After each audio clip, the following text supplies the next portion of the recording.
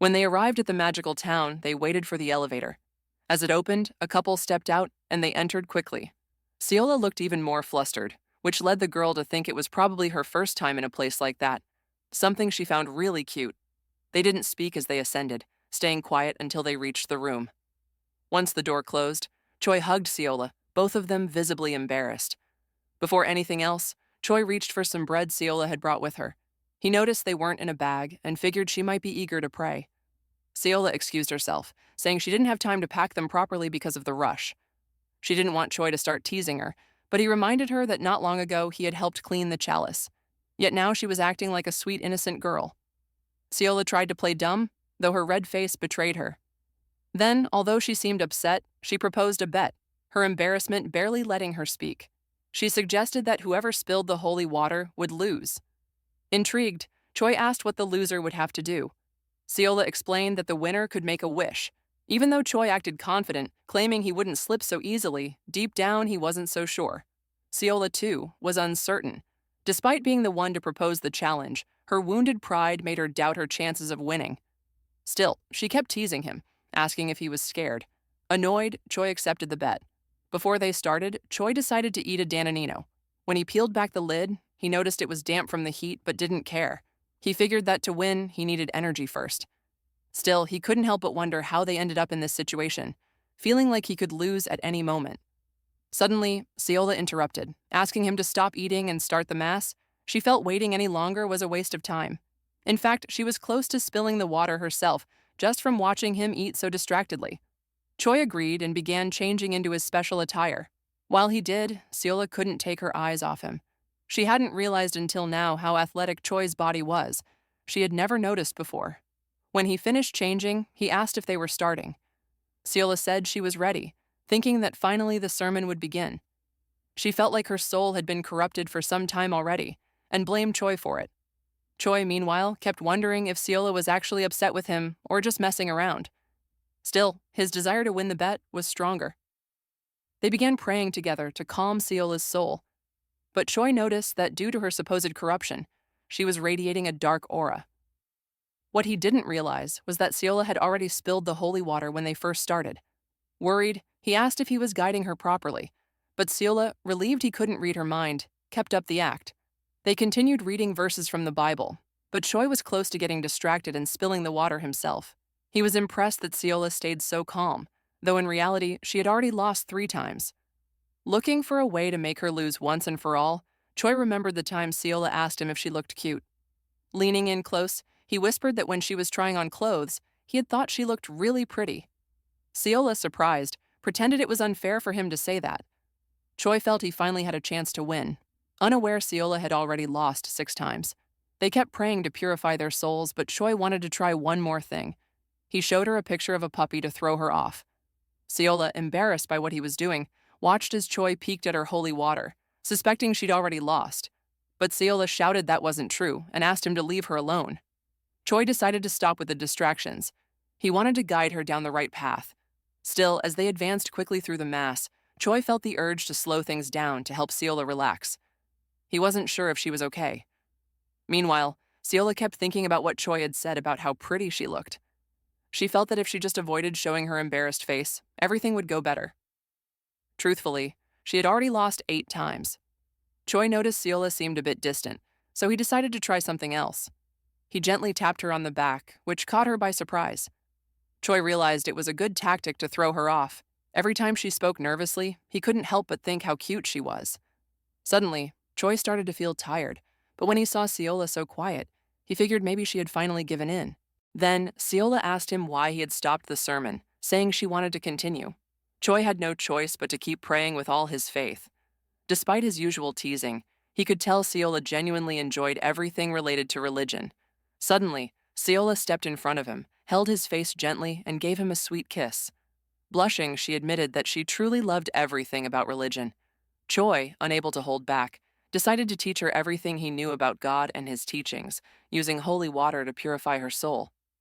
However, in the midst of her nerves, Ciola stumbled and ended up spilling her holy water too. Choi, concerned, asked if she was okay, but Ciola, with a triumphant smile, reminded him that he was the first to spill, so she had won the bet. Choi, unable to stop himself, called her a pervert for bringing that up at such a moment. That same afternoon, Kim was walking alone down a university hallway. She had tried to reach Seola but hadn't received any replies, and Seola hadn't shown up to class either.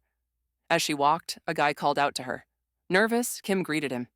He and his friend, both from the same class, asked if she didn't recognize them. Embarrassed, Kim apologized for not remembering. They caught her off guard. One of them, curious, asked if she'd be working as a waitress during the festival, to which she said yes. He mentioned he'd be in charge of the food and asked if she belonged to any club. Kim replied, no. The other guy, looking thoughtful, also said he'd be handling the food and then asked what kind of outfit she'd be wearing. Kim, nervous, admitted she didn't know. Seola had promised to take care of it. At that moment, one of the guys asked for her number just in case. Kim, even more flustered, agreed. The boys said goodbye, and as Kim continued on, she reflected on how many people had been approaching her lately. She wondered if some of them were only doing it out of some hidden interest. Then she remembered she hadn't seen Choi in a while and considered calling him. Meanwhile, back in the magical town, the phone rang, waking Seola from her nap. Choi picked it up, responding in short phrases, which made Seola curious. After hanging up, Choi informed her they had 30 minutes left before they had to leave, and suggested she take a shower, mentioning she looked tired.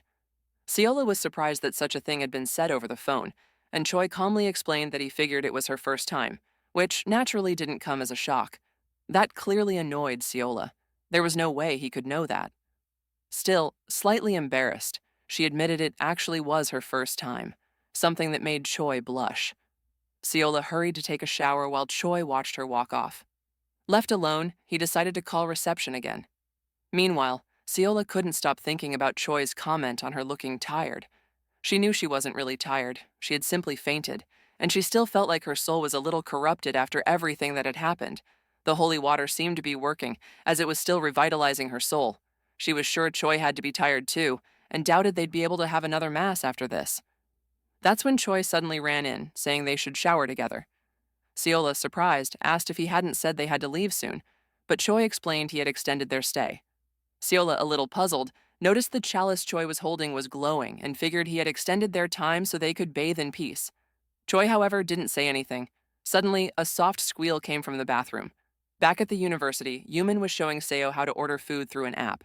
Yumin mentioned how useful it was thanks to the low delivery fee, but Seo, smiling, reminded her that delivery was free for students, which briefly depressed Yumin. Seo quickly clarified she was just joking. Then Seo asked if she knew someone named Choi. Yumin, interested, replied that he was an old classmate who had recently returned to the university. This was useful for Seo, who blushed upon hearing it. Her reaction caught Yumin's attention, who curiously asked if she knew him. Seo quickly denied it, saying she was just interested in the topic, not the person. But Yumin suspected something was going on. Seo never rushed off like that unless it was important. Her strange behavior made Yumin wonder if she should call Choi. Meanwhile, with Choi and Seola, the girl was furious because he wouldn't let her shower in peace. Amused, he asked if she didn't think she was cute enough for him to help her purify her soul. Those words made Seola blush even more. Choi reminded her that she was the one who insisted they continue with the mass in the first place. Choi thought Seola was overreacting, but then she offered to clean the chalice for him after the sermon. She asked if he had any objections. Realizing Seola just wanted to continue her Bible studies, Choi agreed, but before they began, he had a favor to ask. A little while later, Choi looked visibly embarrassed. Seola had come out wearing the dress she had bought. She asked if it was what he wanted. Choi, thrilled, nodded. Seola didn't really understand why she had to wear it, but didn't think too much of it, figuring she'd have to wash it anyway after everything that had happened. Choi, stunned by her beauty, couldn't help but compliment her, which made Seola blush even harder. Without thinking, Choi picked her up, leaving her completely flustered. He then gently set her down and grabbed some bread to eat, continuing to compliment her along the way. Choi was about to begin reading the Bible when Seola asked if he truly thought she was pretty. Nervous, Choi confirmed it, but Seola laughed and teased him, saying he'd probably get distracted again and spill the holy water. That annoyed Choi, who, irritated by her teasing, came up with an idea.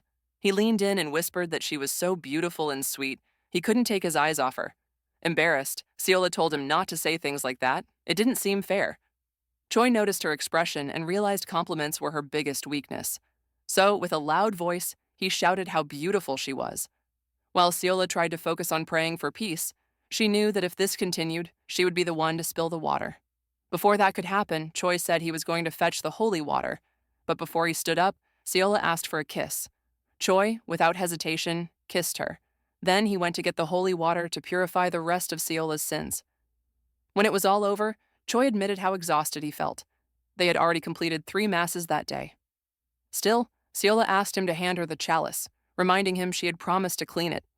Choi said it wasn't necessary, but Seola insisted.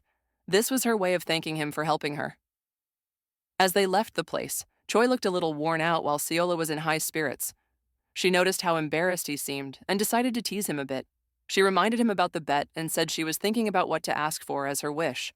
That worried Choi. She really seemed to be taking her time thinking about it. To his surprise, Seola told him she wouldn't reveal her wish until they met with Kim. That intrigued him. What did Kim have to do with it? Days later, in a cafe, Choi was waiting for someone who was already quite late. He had been told they'd meet over the weekend to talk about something important. While waiting, he noticed a few men around the cafe looking strangely towards someone in particular. Then he heard someone call his name, and when he turned around, he saw Seola and Kim arriving together. Choi was speechless, completely stunned by how dressed up they were. It was a total surprise. Seola apologized for being late, but Choi, clearly nervous, asked if she was wearing one of the outfits he had shown her. Seola, a bit embarrassed, said yes, that she bought it because he had told her she looked pretty. Choi quickly denied having said that, correcting her by saying he only mentioned it looked good on her. The conversation quickly turned into a playful argument, and Kim, watching them, thought to herself that their relationship had really improved since the last time she saw them. Choi, curious, wanted to know what Seola's wish was, and why Kim needed to be present for it. Seola, teasing him with the mystery, told him it was a long story. Still, he insisted she at least give him a summary. Seola ignored him and instead let her mind wander back to something that had happened a few days earlier at the university. During a class, the professor interrupted the students to announce the setup of a booth for the upcoming festival. The senior students would be responsible for coordinating and planning everything, from the concept of the bar to labor assignments. Some students grumbled, but the organizer had already confirmed the professor's support and funding from the chemical engineering department, so he demanded silence and attention, threatening to increase the budget if they didn't cooperate. While the seniors handled most of the responsibilities, some freshmen began discussing ideas as well. One of them proposed a program to manage the booth efficiently, allowing for a customizable queue system. Many students thought it was a great idea until Seola spoke up.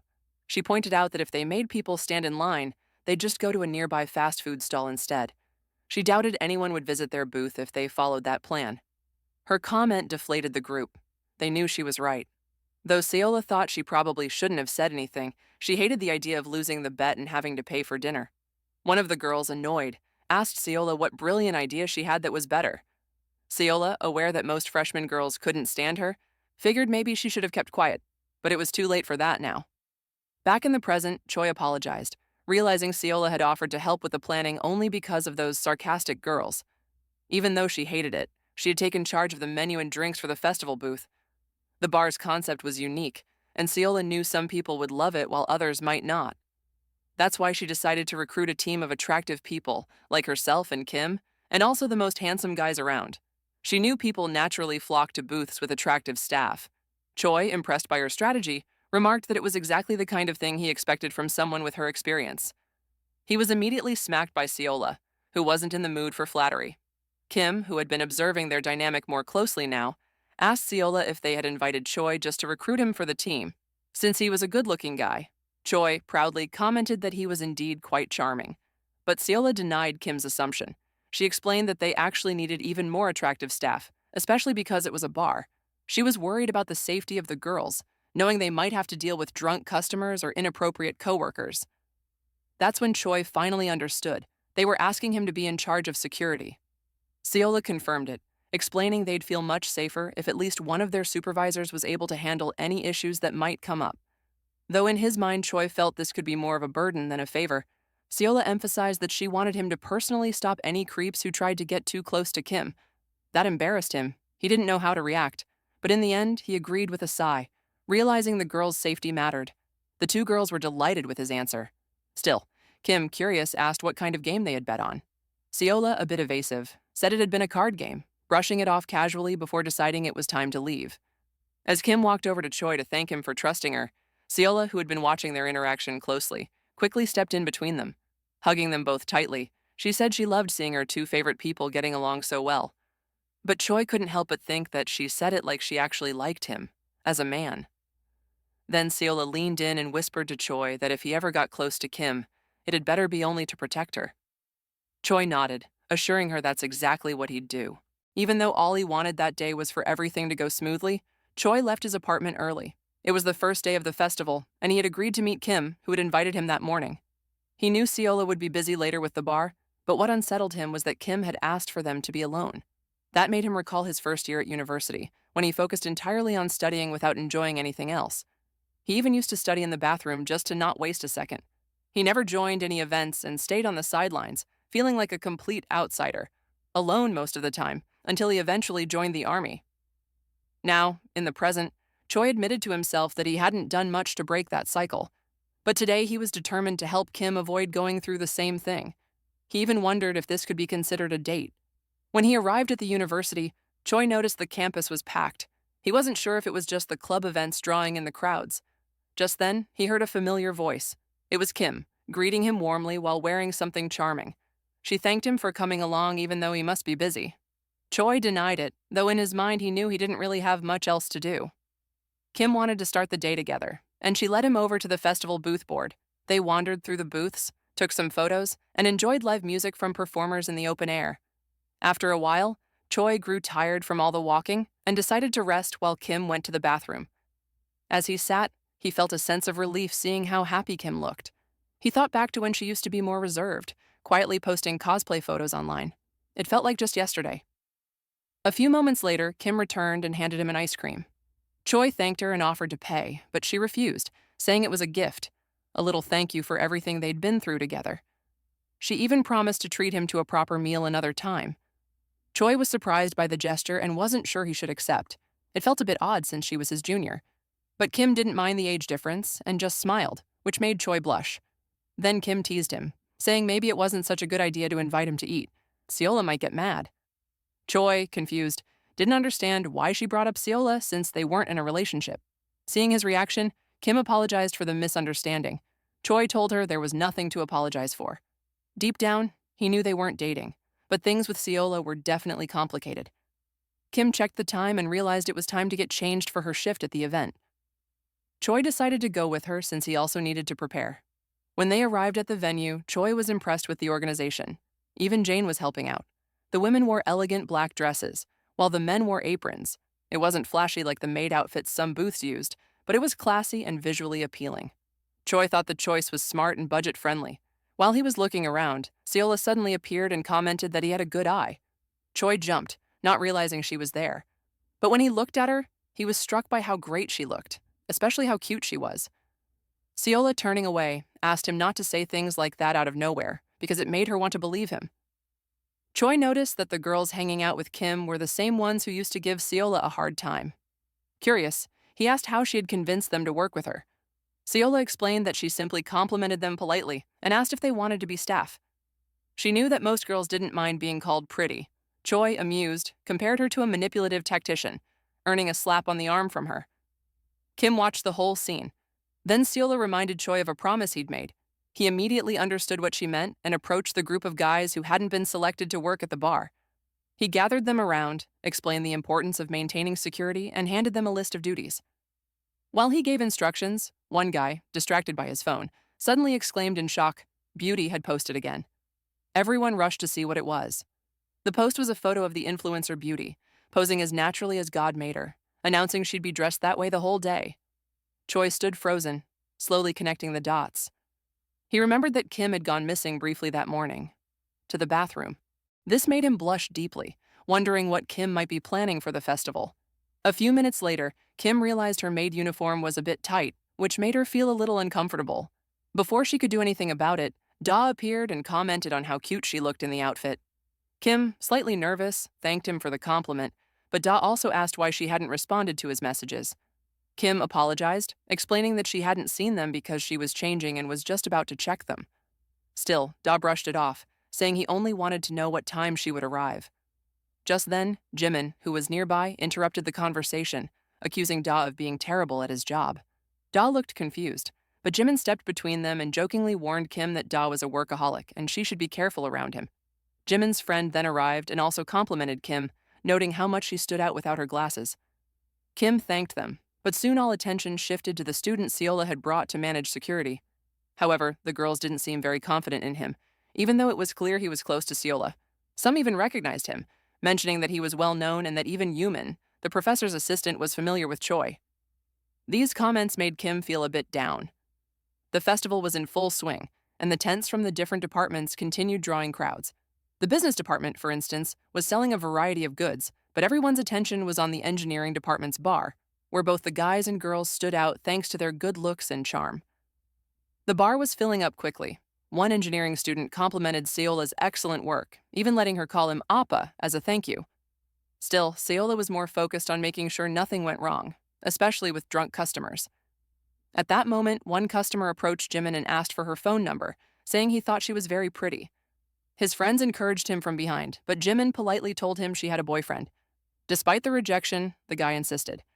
Just then, 4 security guards surrounded him and informed him that he had violated a festival rule. Do not harass the staff. They took him by the arms to escort him out. His friends tried to intervene, but they too were quickly surrounded by other guards. The whole situation played out almost like a performance. Jimin and her friend were stunned by the coordination of the security team. At that moment, they realized Seola had made a wise choice by putting Choi in charge. The protagonist, wearing official-looking glasses, supervised the situation, pleased with how everything was unfolding.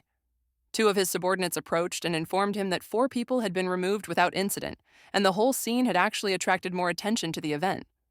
Choi smiled, happy that things were going smoothly, but then another guard approached to inform him there was a suspicious person at table 6. Choi dispatched Team 4 to handle it, telling them to report back if anything happened.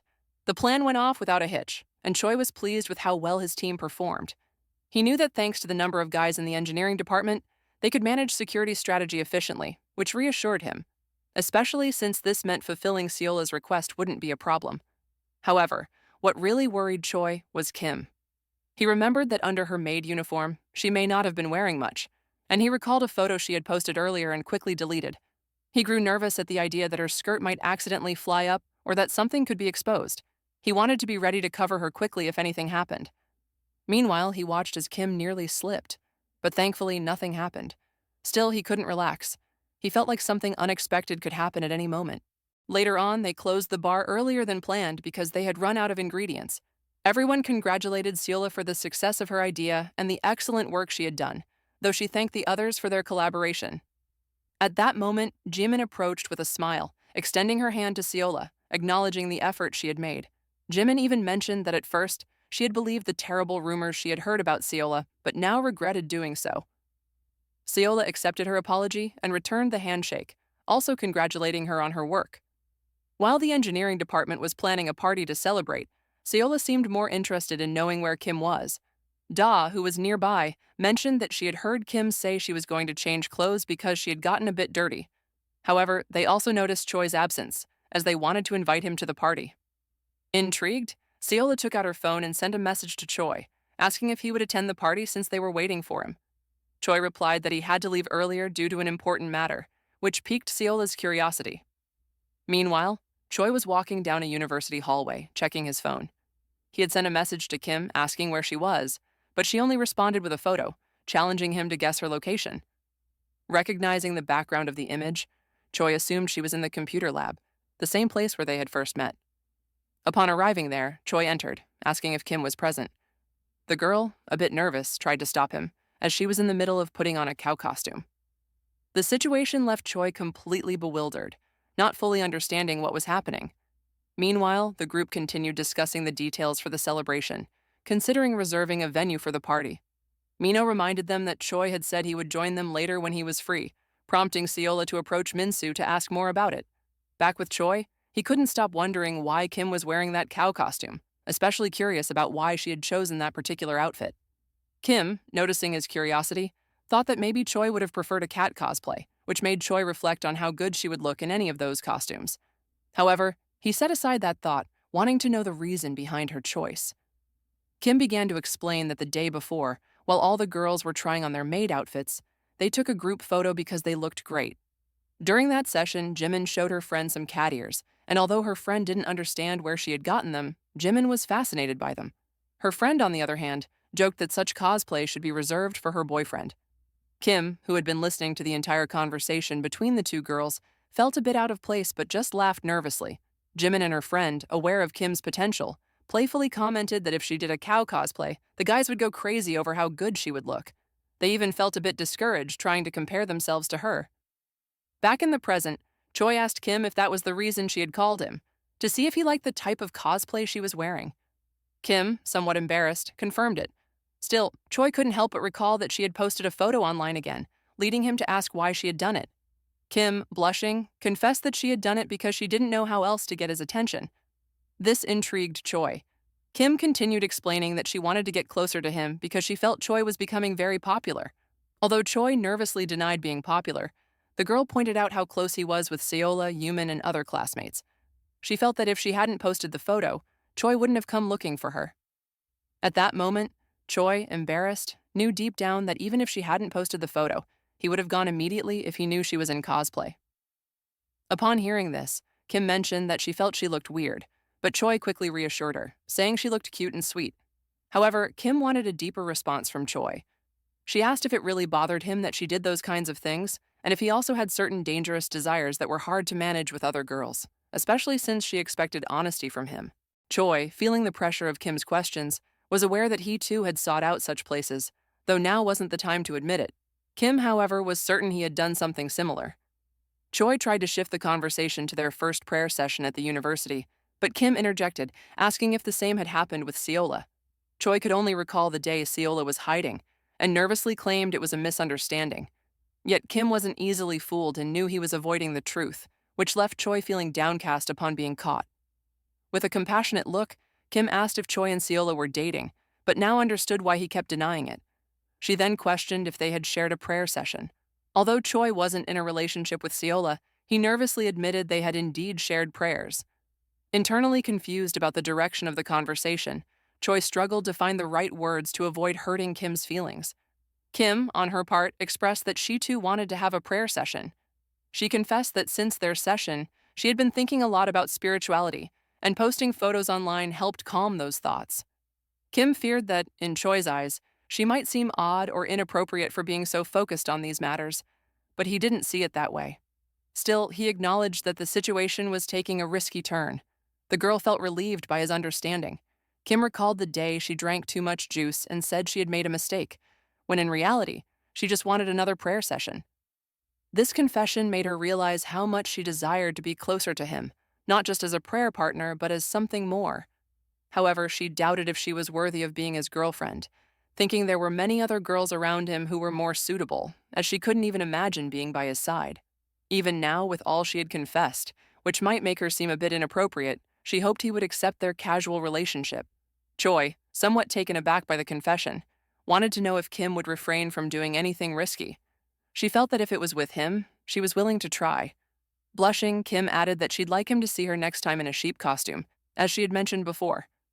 The situation became overwhelming for Choi, who asked Kim to hand him the bread she had stored, seeking a distraction.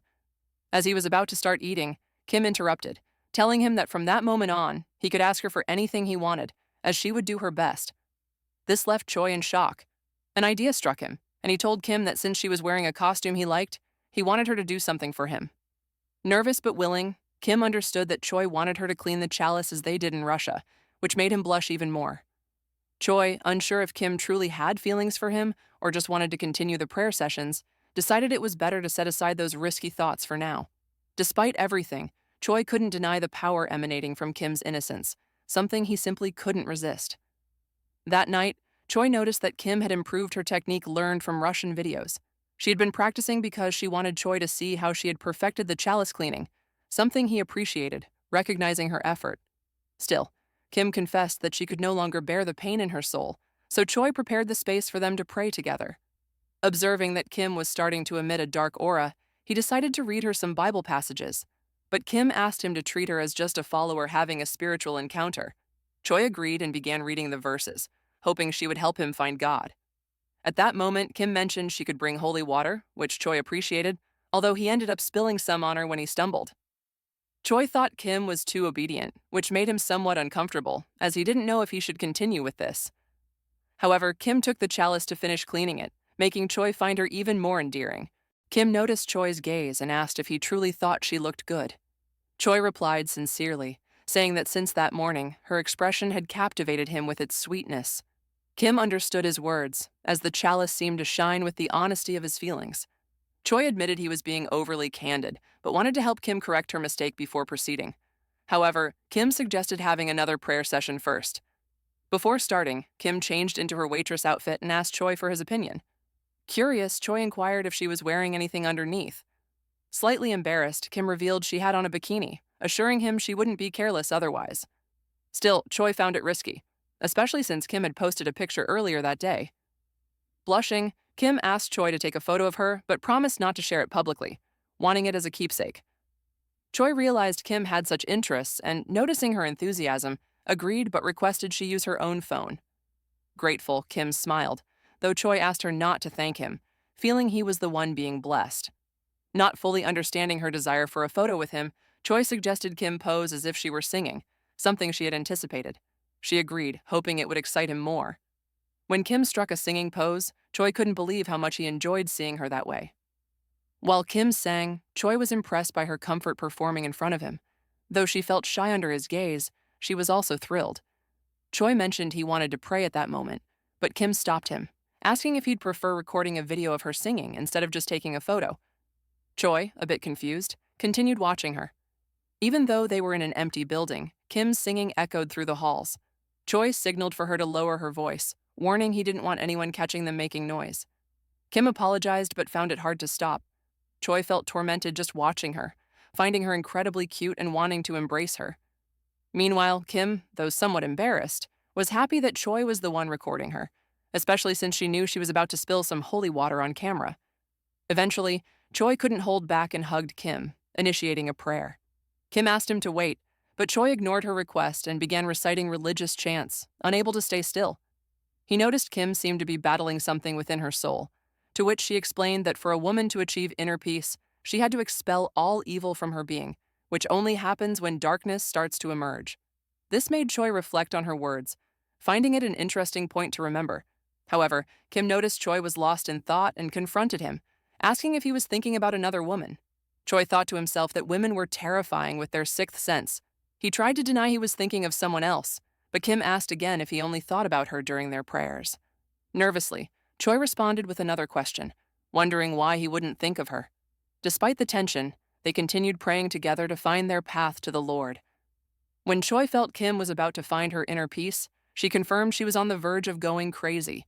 Choi fetched more holy water to purify Kim's soul, and by the end of the prayer, both felt exhausted. Despite being tired, Choi stood up again in front of her, getting so close that it confused her. He knew they hadn't read enough of the Bible to eliminate all traces of evil. While praying, Choi told Kim how lovely she looked during the festival, admitting he couldn't help but watch her and wanted to have another prayer session with her. Happy to hear this, Kim continued the prayer to use the holy water again. In the end, Choi apologized to Kim for getting carried away, but she, blushing, asked if he still thought about other women. Choi questioned himself internally why he had thought of Seola when he had someone as beautiful as Kim by his side. He told her he was only focused on her and couldn't think of anyone else. But just then, the classroom door swung open, and both Choi and Kim were surprised to see Seola watching them as they packed up their prayer items. Choi didn't understand how Seola had found them and realized he was facing a complicated situation.